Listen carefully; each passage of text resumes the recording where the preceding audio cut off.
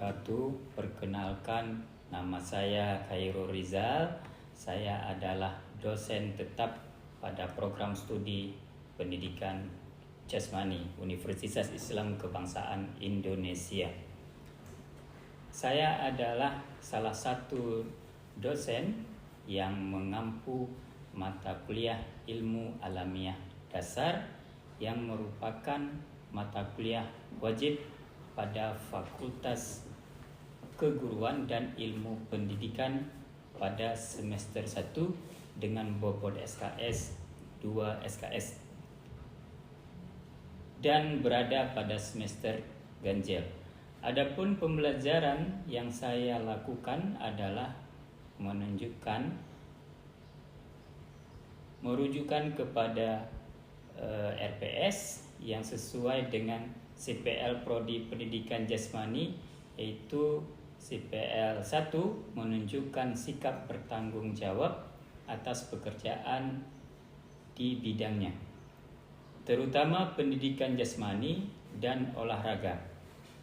Secara mandiri, CPL 2 menguasai pengetahuan tentang dasar ilmu pendidikan,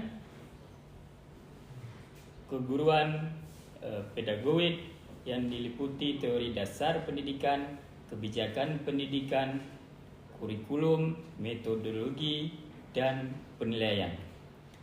CPL 3 mampu mengkaji implementasi pengembangan atau implementasi iptek yang memperhatikan dan menerapkan nilai humaniora berdasarkan kaidah tata cara dan etika ilmiah dalam rangka menghasilkan solusi atau gagasan terutama di bidang pendidikan jasmani.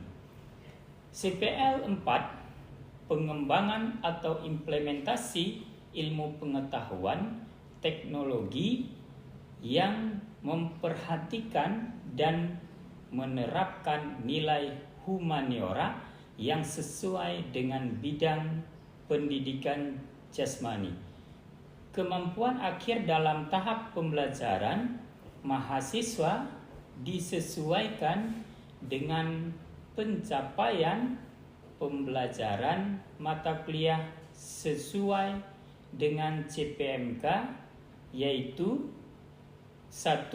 Mampu mengaitkan keterkaitan antara ilmu pengetahuan alam, perkembangan alam pikiran manusia, mitos, penalaran, dan cara memperoleh pengetahuan, metode ilmiah, dan perkembangan ilmu pengetahuan alam. 2. Mampu menganalisis materi dan energi. 3. Mahasiswa mampu menelaah struktur dan fungsi organisme dan menguraikan diversitas dan distribusi makhluk hidup. 4. Mampu menelaah sumber daya alam dan pengelolaannya serta menganalisis peranan dan dampak dari ilmu alamiah dan teknologi serta mengkritisi berbagai informasi mengenai isu lingkungan atau pemanasan global serta etika lingkungan dalam perkuliahan. Saya menggunakan sistem pengajaran delivery, interaction, dan asesmen. Delivery, saya menyediakan beberapa materi pembelajaran yang beragam untuk membantu mahasiswa belajar secara mandiri, sehingga setiap mata kuliah yang saya berikan diharapkan diterima dengan baik. Interaction merupakan kegiatan tatap muka antara dosen dengan mahasiswa yang dilaksanakan di kelas untuk membahas materi kuliah diskusi, dan tanya jawab. Dalam rangka mencapai capaian pembelajaran yang diharapkan, asesmen memberikan tugas secara struktur yang direncanakan, misalnya mereview dan membahas suatu jurnal atau artikel, atau menyelesaikan suatu tugas dalam rangka mengukur kemampuan mahasiswa untuk menerima materi pembelajaran secara objektif. Aspek asesmen mengukur mahasiswa secara objektif, indikatornya yaitu kehadiran 10%, tugas 10%, kuis 10%, keaktifan 10%, dan UTS dan UAS masing-masing 30%. Berikut adalah cuplikan video pembelajaran di kelas. Selamat menyaksikan.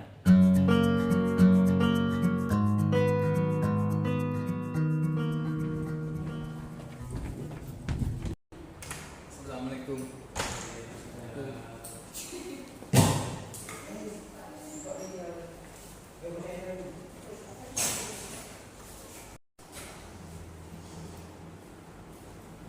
Assalamualaikum warahmatullahi wabarakatuh. Pada hari ini kita belajar tentang materi dan energi. Perhatikan ke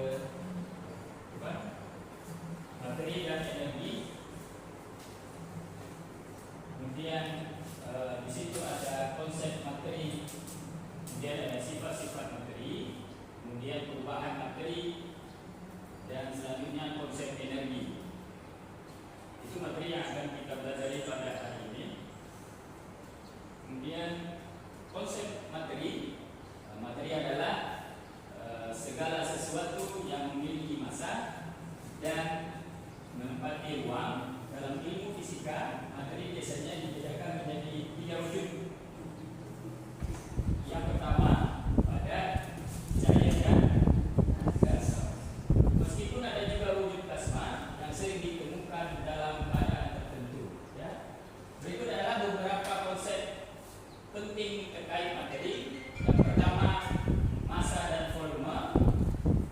Kita lihat massa adalah ukuran dari jumlah materi dalam suatu objek, sedangkan volume adalah ruang yang ditempati oleh materi tersebut. Kedua, konsep ini saling berkaitan dalam menjelaskan sifat materi. Yang kedua, partikel pembentuk materi. Materi terdiri dari partikel-partikel dasar seperti atom dan molekul. Atom sendiri terdiri dari proton, neutron, dan elektron yang menyusun berbagai elemen dan senyawa. Selanjutnya, bentuk materi.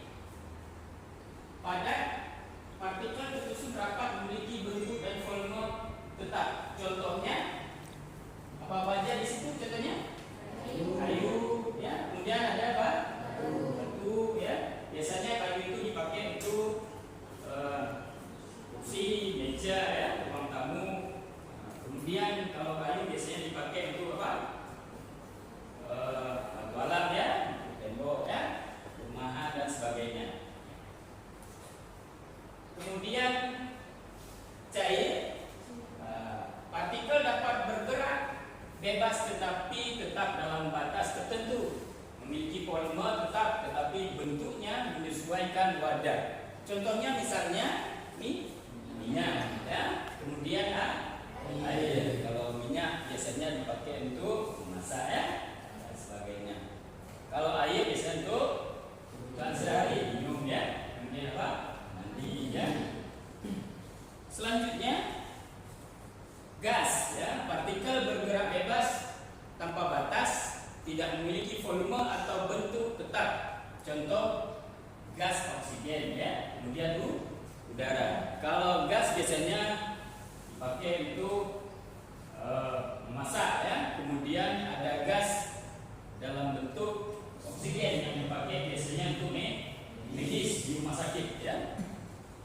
kemudian udara yang biasanya kita hirup sehari-hari ya.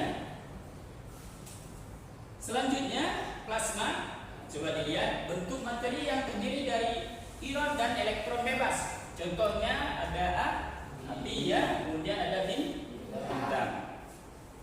Selanjutnya klasifikasi materi. Kita lihat yang pertama ada unsur ya, kemudian ada senyawa, kemudian ada campuran homogen, kemudian ada campuran nitrogen. Yang pertama kita lihat dulu materi murni yang tidak dapat dipecah menjadi zat yang lebih sederhana. Contohnya misalnya apa? Oksigen. Kemudian ada emas ya.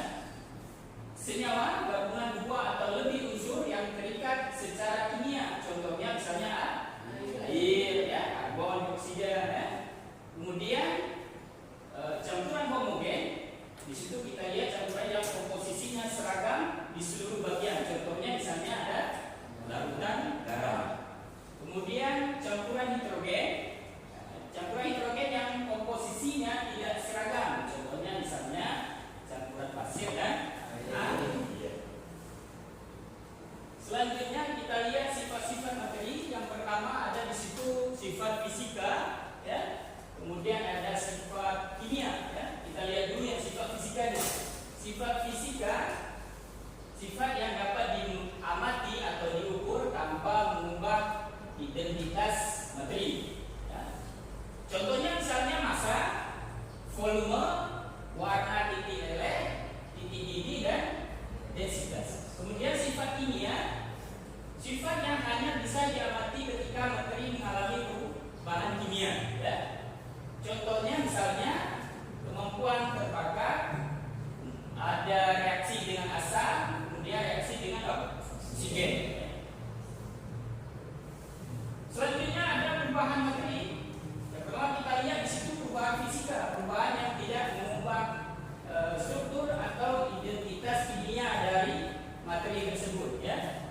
Coba kita lihat yang pertama ada es mencair ya. Di situ ada gambarnya. Kemudian ada kertas digunting menjadi potongan kecil-kecil ya. Kemudian ada air yang dipanaskan menjadi uap. Kemudian kita lihat yang perubahan kimia ya.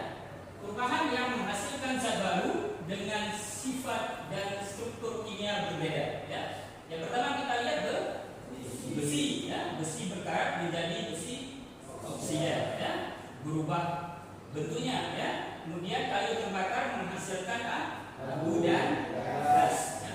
Kemudian fermentasi gula menjadi alkohol ya. Selanjutnya kita lihat konsep energi. Di situ ada pengertian energi adalah kemampuan untuk melakukan kerja atau menghasilkan perubahan ya. Energi tidak dapat diciptakan atau dimusnahkan, hanya dapat berubah bentuk ya. Hukum berjalan energi ya. Kemudian jenis-jenis energi di situ ada 3. Yang pertama energi kinetik. Di situ energi kinetik memiliki benda karena geraknya ya. Contohnya misalnya bola bergulir ya, air terjun ya. Kemudian kendaraan yang melaju ya. Kemudian energi potensial, energi yang memiliki oleh benda karena posisinya atau konfigurasi ya. Contohnya misalnya air yang disimpan di bendungan, kemudian gas yang ditekan ya. Kemudian energi panas, energi yang dihasilkan dari panas ya. Sering terjadi karena gesekan atau reaksi kimia. Contohnya misalnya panas dari kompor ya, kemudian sinar matahari ya. Selanjutnya kita lihat energi kimia ya. Energi yang tersimpan dalam ikatan kimia. Contohnya misalnya energi dalam makanan ya, bakteri. Kemudian energi listrik, energi yang dihasilkan oleh aliran elektron. Contohnya misalnya energi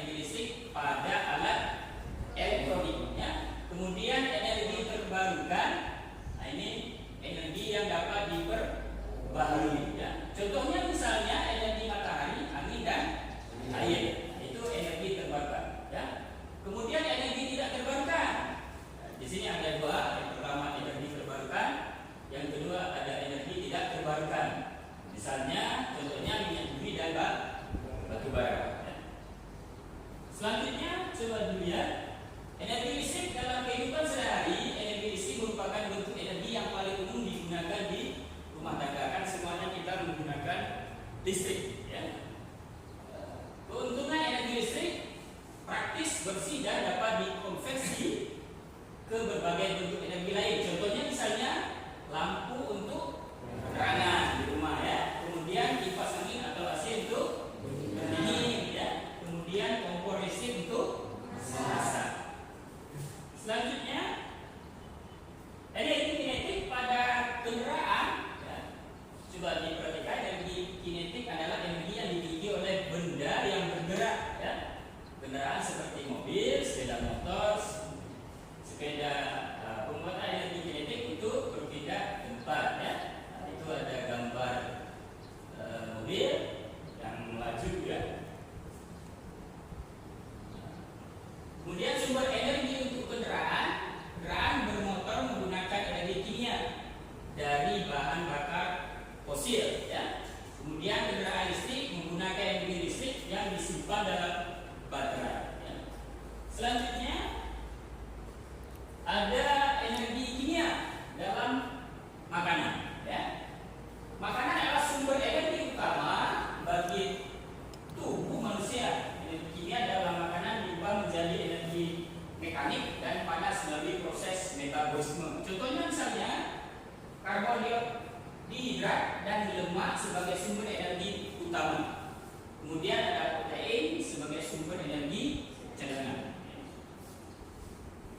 Selanjutnya, ini kesimpulannya dari beberapa materi yang sudah kita bahas tadi. Yang pertama adalah materi adalah segala sesuatu yang memiliki massa dan menempati ruang. Sedangkan energi adalah kemampuan untuk melakukan kerja. Yang kedua, materi memiliki sifat fisik seperti warna dan bau, dan sifat kimia seperti kemampuan bereaksi. Yang ketiga, perubahan materi bisa berupa perubahan fisik atau kimia.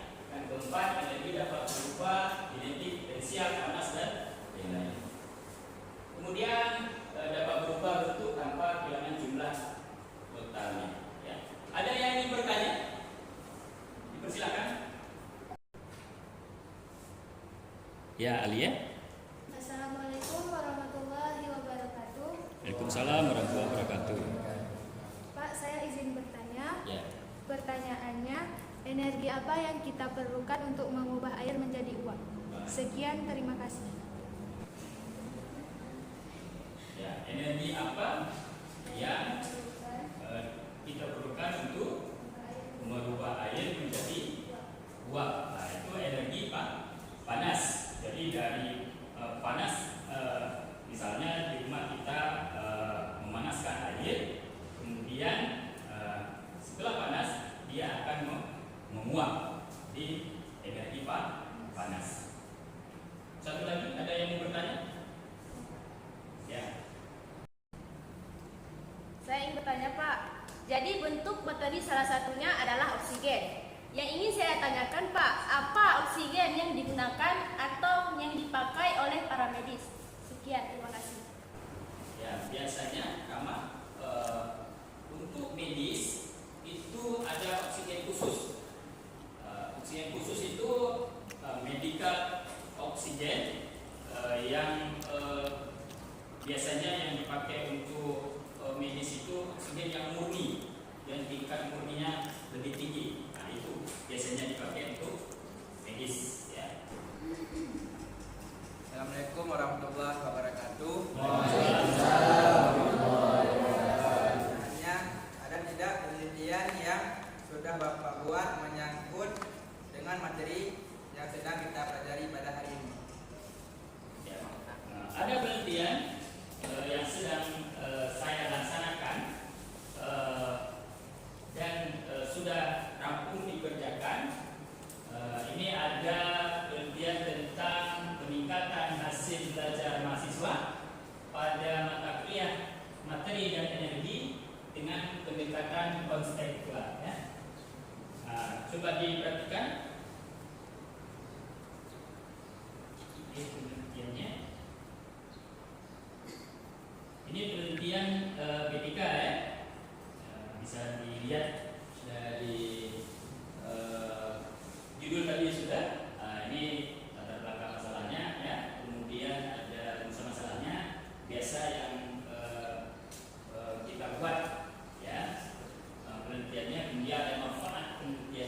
di situ ada kajian teorinya ya, ada metodologi penelitiannya ya. Kemudian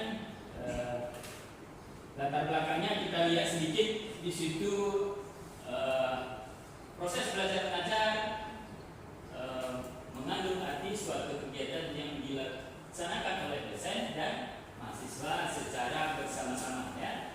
Kemudian di situ ada evaluasi nanti ya. Kemudian selama proses pembelajaran yang telah dilakukan terhadap mahasiswa terdapat hasil belajar atau nilai mahasiswi yang masih di bawah rata-rata. Jadi dengan metode ini saya akan mempraktekkan kepada mahasiswa supaya mahasiswa itu ada peningkatan dalam pembelajarannya ya. Kemudian di rumusan masalahnya coba diperhatikan sedikit. Di situ bagaimana kegiatan pembelajaran dengan metode problem basic learning dapat meningkatkan hasil belajar mahasiswa pada mata kuliah materi dan energi. Kemudian ada tujuan penelitiannya untuk mengetahui tingkat perubahan mahasiswa belajar mahasiswa dengan menggunakan pendekatan kontekstual pada mata kuliah materi dan energi. Tujuannya di situ untuk mengetahui tingkat perubahan hasil belajar mahasiswa dengan menggunakan pendekatan kontekstual pada mata kuliah materi dan energi. Terus manfaat penelitian, coba diperhatikan manfaat penelitian. Manfaat penelitian dari hasil penelitian itu nantinya akan diimplementasikan pada proses pembelajaran. Kemudian dampak dari metodologi yang harus disebut dan meningkatkan kemampuan observasi dan wawancara para mahasiswa.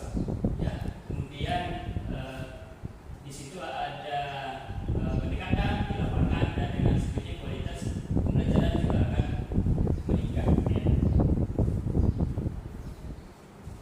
Selanjutnya di sini ada biasanya kalau di penelitian itu di grup 2 itu ada kajian teori ya. Kajian teori saya lampirkan sedikit. Di situ ada teori tentang masalah ya, masalah yang dialami oleh siswa ya. Kemudian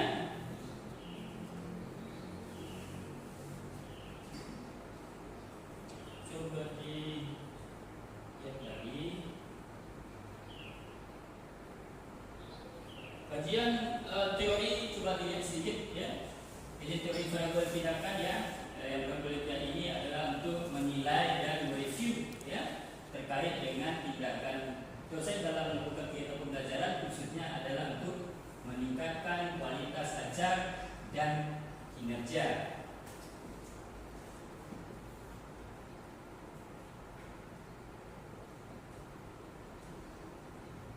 Selanjutnya coba diperhatikan, ini ada gambar kerangka pemikiran ya.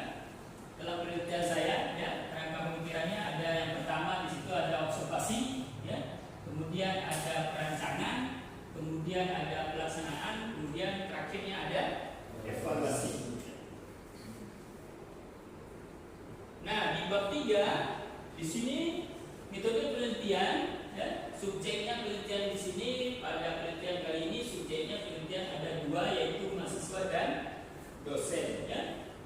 Kemudian prosedur dan siklus penelitiannya secara prosedural penelitian pengembangan dan dampak perubahan sistem ajar kepada mahasiswa akan dilakukan oleh dosen pengampu seperti saya ya. Kemudian dan dalam prosesnya dosen pengampu akan diamati dan direview oleh dosen peneliti kedua ya. Kemudian siklus penelitian biasanya kalau siklus penelitian di PTK itu penelitian tindakan kelas itu ada di 3 ya. Siklus pertama kalau misalnya siklus pertama itu tidak berhasil kemudian dilanjutkan ke siklus kedua ya. Kalau siklus kedua tidak berhasil kemudian dilanjutkan ke siklus ketiga ya.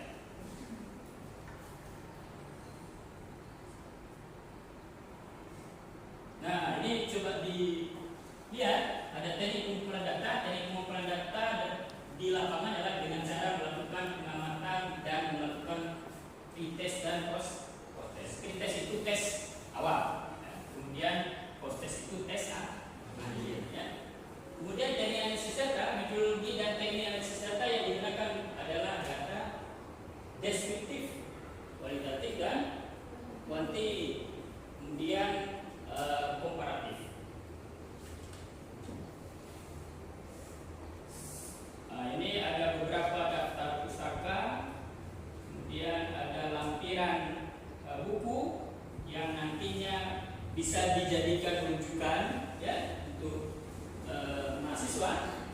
Di situ ada strategi pembelajaran, kemudian ada metodologi penelitian, ya, kemudian ada ketika juga, ya, kemudian yang sedang saya buat, kemudian ada metodologi penelitian. Itu ada beberapa referensi buku yang nantinya bisa kalian baca-baca. Terima kasih atas pertemuan hari ini. Billahi taufiq wal hidayah. Assalamualaikum warahmatullahi wabarakatuh.